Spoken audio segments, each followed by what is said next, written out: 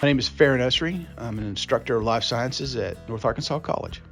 Environmental biology workshop is just an opportunity that North Ark wants to create in cooperation with the National Park Service to promote community of education, specifically in biology and ecology and preservation. It was a wide variety of environmental biology skills that we built upon, all the way from microbiology in the laboratory setting to traveling out to the site to collect water quality, specifically looking at the bacteria that's involved there.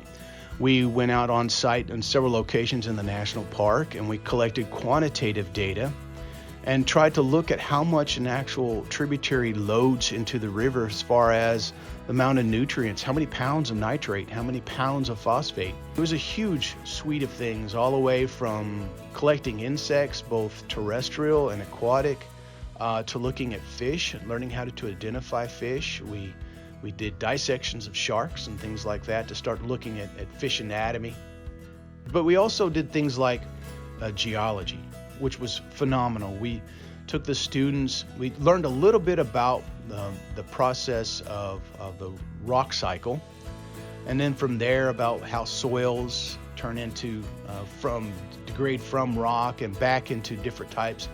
And we learned about that while in the setting at Lost Valley. The Park Service has had this Parks as Classroom mentality for a long time. And so it is having the Buffalo River and its tributaries, its pristine beauty and quality, as well as the environmental impacts that it's sustaining, for us to use as a microcosms for study. Having that as a classroom environment, it's very powerful to go on site where your sense of smell and sight and touch and all these things are heightened after you've learned about the core curriculum, the theory that goes behind what you're studying. A lot of the things that we did were very art applied. So it was looking at a scientific technique, but let's see how we can apply it to where we can capture the beauty in art.